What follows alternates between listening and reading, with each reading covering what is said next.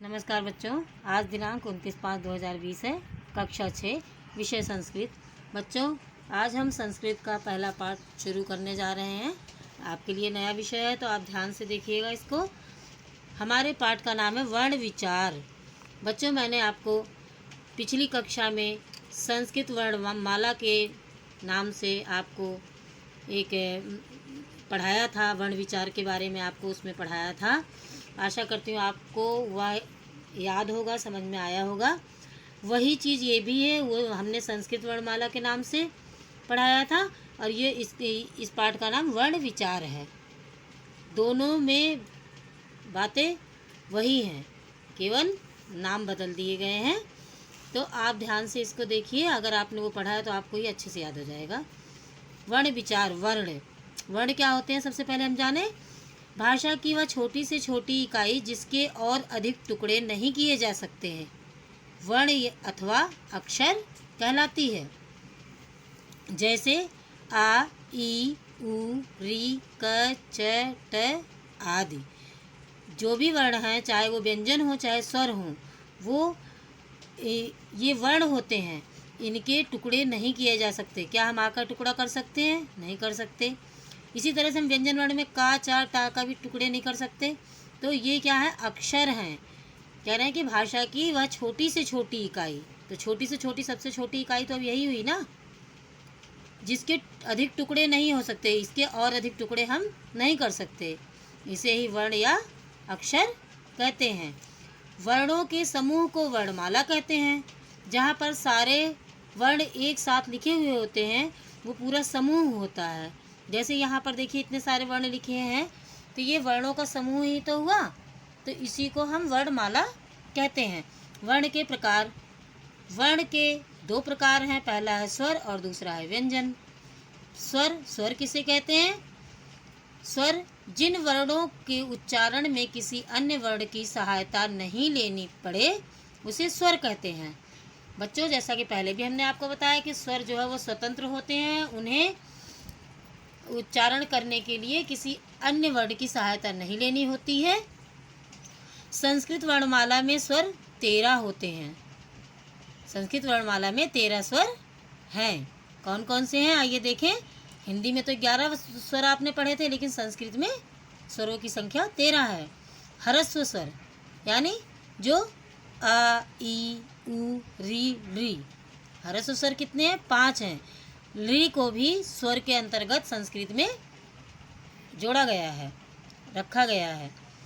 दीर्घ स्वर है हमारे आ, ई, उ, री। आपको मैंने पहले ही बताया था कि ह्रस्व स्वर में 1 मात्रा का समय लगता है और दीर्घ स्वर में 2 मात्रा का समय लगता है, यानी दुगना समय लगता है। तो आप देख रहे हैं अ, ई, उ, री, री। इसमें 1 मात्रा का समय लग रहा है। इसमें आ, ई, उ, री। और एक ये री जो है हमारा, जो यहाँ पे टा जैसा है, यहाँ पे 2 टा बना हुआ है। तो आपका जो है ये भी स्वर में जोड़ा गया है, इसलिए हमारे यहाँ 11 ना होकर संस्कृत में 13 मात्राएं हो गई हैं। इसमें री और री को जो है जोड़ दिया गया है। संयुक्त स्वर हैं हमारे ए, ऐ, ओ, औ। 4 संयुक्त स्वर हैं। तो आपने देखा 5 हमारे ह्रस्व स्वर हैं, 4 हमारे दीर्घ स्वर हैं और 4 हमारे संयुक्त स्वर हैं। व्यंजन किसे कहते हैं? आइए देखें। जिन वर्णों के उच्चारण में स्वरों की सहायता लेनी पड़ती है, उन्हें व्यंजन कहते हैं। व्यंजन वर्ण बच्चों अधूरे होते हैं। जब उनके नीचे हलंत लगा होता तो अधूरे होते हैं। उन्हें पूरा करने के लिए हमें स्वरों की सहायता लेनी पड़ती है। उन व्यंजन वर्णों को पूरा करने में स्वर सहायक होते हैं। वास्तव में इनका स्वरूप प्रत्येक वर्ण के नीचे हलंत लगाने से स्पष्ट होता है। जैसे कि हमने बताया कि व्यंजन वर्ण, जैसे यहाँ लिखा है का के नीचे हलंत है, इसका मतलब इसके अंदर स्वर नहीं है। खा, गा आदि। इस तरह से जब इसमें स्वर मिलेगा तो हलंत हट जाएगा, तब ये क ना होके का हो जाएगा। ठीक है। व्यंजन 33 हैं, यानी 33 हैं। व्यंजन वर्ण हमारे 33 व्यंजन वर्ण हैं। का वर्ग, क, ख, ग, घ, अंगा। आप देख रहे हैं कि का वर्ग क्यों लिखा गया है? इस लाइन का जो पहला अक्षर है उसी अक्षर के नाम पर हम इस लाइन का पूरा नाम लिखते हैं। तो का वर्ग, हमने कहा का वर्ग के अक्षर लिखिए, तो आप सीधे समझ लें कि का खा गा घा अंगा है। इसी तरह देखिए चा अक्षर से नाम पड़ा चा वर्ग, चा छा जा झा या, टा वर्ग टा ठा डा ढा ड़ा, ता वर्ग ता था दा धा ना, पा वर्ग पा फा बा भा मा। अब देखिए ये कितने हमारे स्पर्श व्यंजन इनको कहा जाता है। ये हमारे 25 व्यंजन वर्ण हैं। आप देख रहे हैं, आप जोड़कर भी देख लीजिए, ये 25 वर्ण हैं। स्पर्श व्यंजन हमारे 25 होते हैं। और अंतस्थ व्यंजन ये या रा ला वा 4 हैं। ऊष्म व्यंजन मैंने आपको बताया था कि जिनका उच्चारण करते समय मुंह से गर्म हवा बाहर निकलती है। श स हा, ये भी 4 हैं। इन वर्णों के अतिरिक्त अनुस्वार जो होता है, अंक की बिंदी होती है, और विसर्ग जिसको हम आहा बोलते हैं, का प्रयोग भी वर्णों की भांति होता है। इन्हें अयोगवाह कहते हैं। इन अनुस्वार और विसर्ग को हम अयोगवाह कहते हैं। जैसे हंसः, आपने देखा हन यहाँ अनुस्वार आया और सह यहाँ विसर्ग आया, तो हमने यहाँ पे इन 2 बिंदियों को हम हा वर्ण से उच्चारित करते हैं। तो हंसः, रामः आदि। स्वरयुक्त व्यंजन, स्वरयुक्त जिसमें स्वर का प्रयोग हुआ है, ऐसे व्यंजन वर्ण यहाँ पर आपको दिखाए गए हैं। जब व्यंजन में किसी स्वर को जोड़ दिया जाता है तब उसे स्वरयुक्त व्यंजन कहा जाता है। इसका उच्चारण सहज रूप से किया जा सकता है। कैसे, देखिए हमने आपको यहाँ भी बताया था। यहाँ देखिए का के नीचे हलंत है, तो इसका मतलब इसमें स्वर नहीं है, तो ये आधा है। क धन आ, अब इसमें स्वर जुड़ा तो क्या हुआ, ये आ जुड़ गया। ये बेटा गलत है, यहाँ पर ये गलत है। यहाँ पर हमें का लिखना है। तो पूरा का हो गया, तो हमने यहाँ का लिखा। ये फिर देखिए का के नीचे हलंत है, तो आधा का हुआ धन ई। अब यहाँ पे जब स्वर जो है मात्रा के रूप में जुड़ा तो क्या बन गया अक्षर हमारा, की। तो ये पूरा हुआ, का धन उ बराबर कू। हलंत हटा, मात्रा लगी, तो का पूरा हो गया कू। इसी तरह से का धन ए के, क धन ओ को, क धन री बराबर क्री। ये मात्रा के रूप में आया, ये भी तो स्वर ही है आदि। संयुक्त व्यंजन, इन्हीं को हम बच्चों स्वरयुक्त व्यंजन कहते हैं। संयुक्त व्यंजन क्या है, 2 वर्णों को जोड़ने पर संयुक्त व्यंजन बन जाता है। 2 वर्ण जब जुड़ते हैं तो उससे जो वर्ण बनता है वह संयुक्त व्यंजन कहलाता है। जैसे देखिए यहाँ पर क धन श धन अ, तो क और श वर्ण जुड़ने से क्या बना, क्षा, क्षत्रिय वाला क्षा। लेकिन आ इसके साथ जुड़ा क्योंकि ये भी आधा है, ये भी आधा है, स्वर जुड़ा तो क्षा हमारा पूरा हुआ। इसी तरह त धन र धन आ, तो क्या बना, त्रा।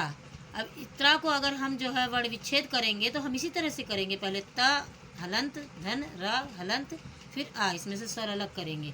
इसी तरह से वर्ण विच्छेद होगा इस अक्षर का।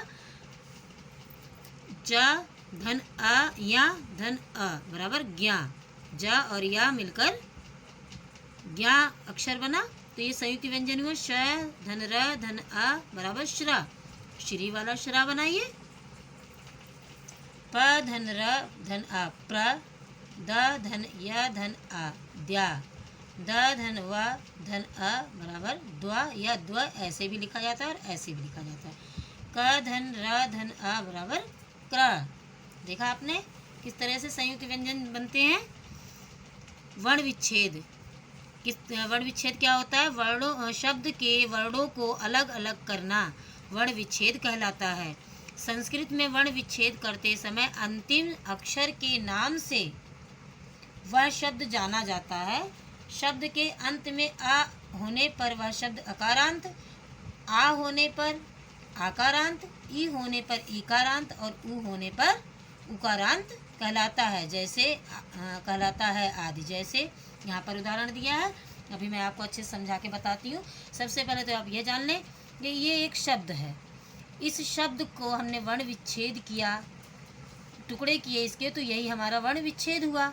जैसे गज को ग धन अ धन ज धन अ, हमने व्यंजन और स्वर वर्णों को अलग अलग करके लिखा तो ये वर्ण विच्छेद कहलाया।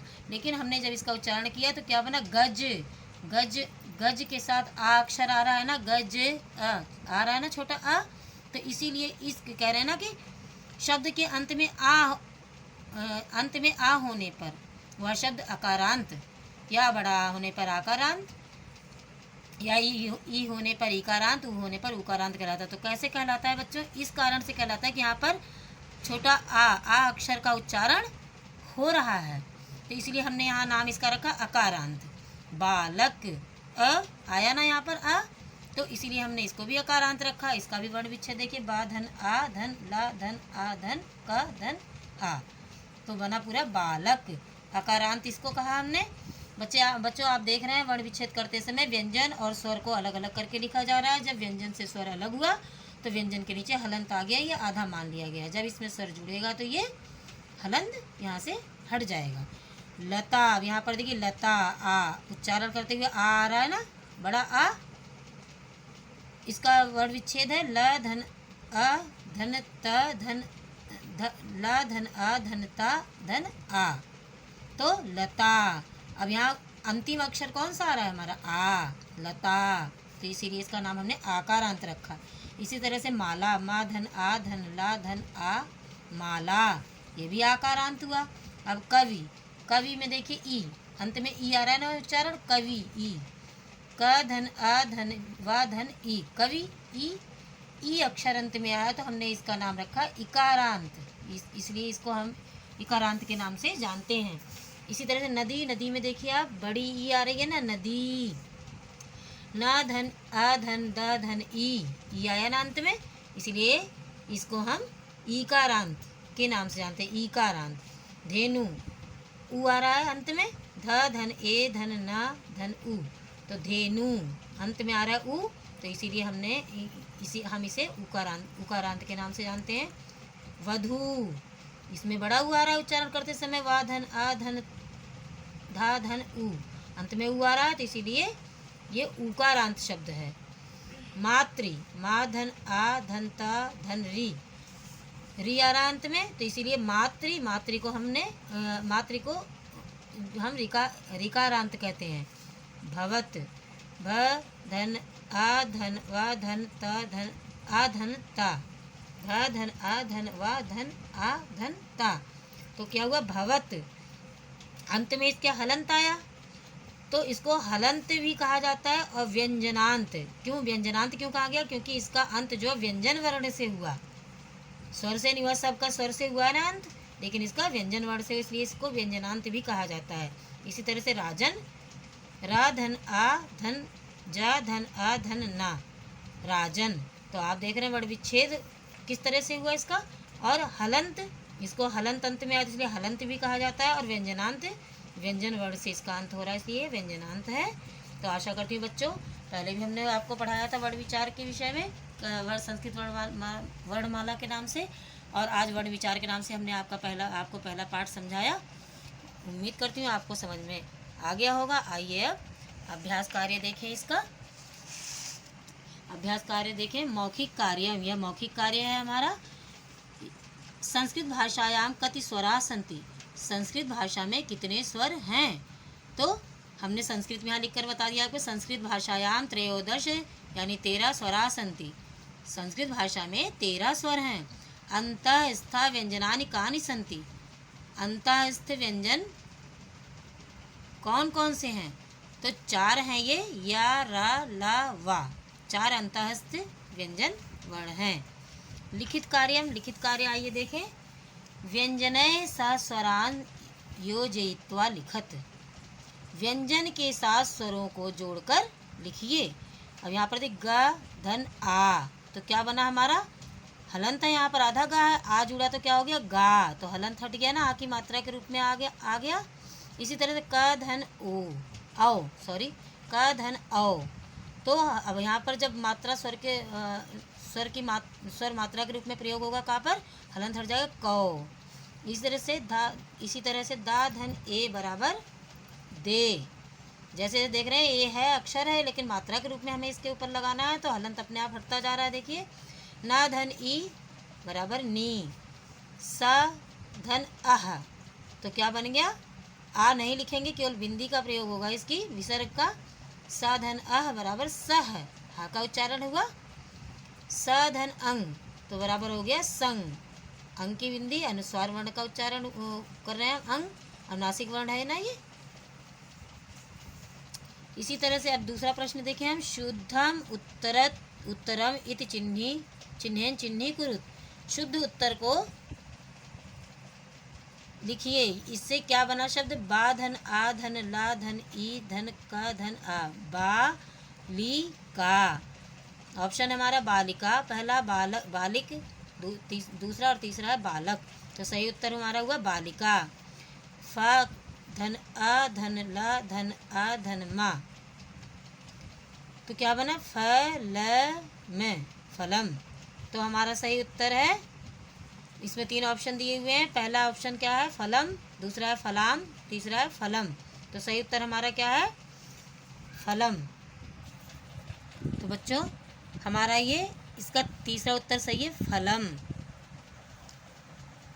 अगला है हमारा जा धन या धन आ धन ना धन आ, तो क्या हुआ, जा और या से क्या बना, ज्ञा, ज्ञा, ये हो गया पूरा ज्ञान, ज्ञान, तो हमारा ऑप्शन है यान, पहला है, दूसरा है ज्ञान, तीसरा है ज्ञान। अब यहाँ पर देखिए आप 2 हलंत दिया हुआ ना पे, और यहाँ पर हलंत नहीं है, तो हमारा ये दूसरा उत्तर ज्ञान, जिस पर हलंत नहीं है ना के नीचे, वो सही उत्तर है। अब अगला हमारा वा धन ई धन दा धन या धन आ, तो क्या हो गया, विद्या, विद्या। ऑप्शन है हमारा पहला विद्या, दूसरा विधा और तीसरा वैद्य, तो सही उत्तर हमारा पहला है विद्या। प धन र धन आ धन ड़ा धन, प धन र धन आ धन ड़ा धन आ धन मा धन आ, तो ये क्या हुआ हमारा पूरा क्या बना, प्रणाम, प्रणाम। यहाँ पर देखिए ऑप्शन दिया हुआ है, पहला हमारा है प्रमाण, दूसरा है प्रणाम और तीसरा है प्रमाणः, तो हमारा सही उत्तर क्या है प्रणाम, दूसरा उत्तर हमारा सही है प्रणाम। यहाँ पर देखिए आ धन का धन शा धन आ, तो क्या बना इससे, अ और का और शा मिलकर क्या बताया था मैंने, कक्षा वाला छा बनेगा क्ष, तो क्या बना अक्ष, अक्ष। ऑप्शन हमारा पहला अक्ष, दूसरा अश और तीसरा अज्ञ, तो सही उत्तर हमारा पहला है अक्ष। स्वर व्यंजनानि चा, तीसरा प्रश्न है हमारा, स्वर व्यंजनानि चा पृथक पृथक लिखत। स्वर और व्यंजनों को अलग अलग करके लिखिए। तो यहाँ पर देखिए ये अक्षर दिए हुए हैं सारे, इसमें स्वर और व्यंजन दोनों मिले हुए हैं, इनको हमें अलग अलग करके लिखना है। तो यहाँ पर हमने लिखा है, देखिए स्वर है हमारा आ ई उ री ऐ, व्यंजन हमारा है न द व च त प ल। चौथा प्रश्न है हमारा बच्चों, अधोलिखितेषु वर्णेषु ह्रस्व दीर्घ संयुक्त स्वरान पृथकम कुरुत। कह रहे हैं कि अधो का अर्थ होता है नीचे, नीचे लिखे वर्णों में ह्रस्व दीर्घ और क्या है संयुक्त स्वर जो हैं उनको अलग करो, अलग अलग करके इनको लिखना है।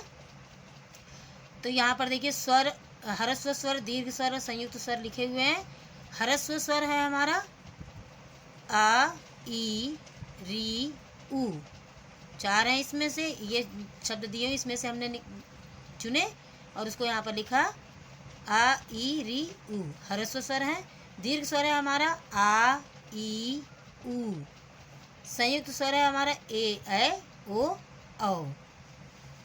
5वां प्रश्न है बच्चों हमारा, अधोलिखितेषु वर्णेषु स्पर्श अंतःस्थ ऊष्म व्यंजनानि पृथकं कुरुत। कह रहे हैं कि नीचे लिखे वर्णों में स्पर्श, अंतःस्थ और ऊष्म व्यंजन वर्णों को अलग अलग करो या अलग अलग कीजिए। यहाँ पर आप देख रहे हैं कि वर्ण दिए हुए हैं, इसमें स्पर्श, अंतःस्थ और ऊष्म तीनों व्यंजन वर्ण दिए हुए हैं। इसमें आप इसको इसमें से चुनकर यहाँ पर आपको अलग अलग करके लिखना है। स्पर्श व्यंजन हमने इसमें से चुना दा, पा, ता, धा, बा, टा, मा, ये हमारे स्पर्श व्यंजन है। और अंतःस्थ व्यंजन क्या है? या, ला, वा। इसके अंतर्गत वा है, या है और ला है। और ऊष्म व्यंजन हमारे कौन से हैं? श और हा। तो आपने, आशा करती हूँ जो भी मैंने पढ़ाया है, ये पाठ आज आपका पहला पाठ, आपने उसको अच्छे से समझ लिया होगा और इसको बच्चों आप लोग अच्छे से याद करेंगे। प्रश्न आपके हैं, जैसे कि मैं आपको यहाँ पर जैसे प्रश्न पूछा जाएगा कि स्वर कितने होते हैं, या इसमें से ह्रस्व स्वर कौन से हैं, या दीर्घ स्वर कौन से हैं। तो इस तरीके से मैंने आपको एक वर्कशीट भी भेजी थी आपको, तो आप उसको अच्छे से पढ़ना और समझना, जिससे आपको इस पाठ के प्रश्न उत्तर भी अच्छे से याद हो जाएं। कि कोई भी प्रश्न पूछा जाए आपको किसी चीज़ के बारे में तो आप तुरंत उसको बता दें। आशा करती हूँ आपको यह पाठ समझ में आया होगा। इसे आप अपनी किताब में अच्छे से करिएगा। इसी के साथ धन्यवाद।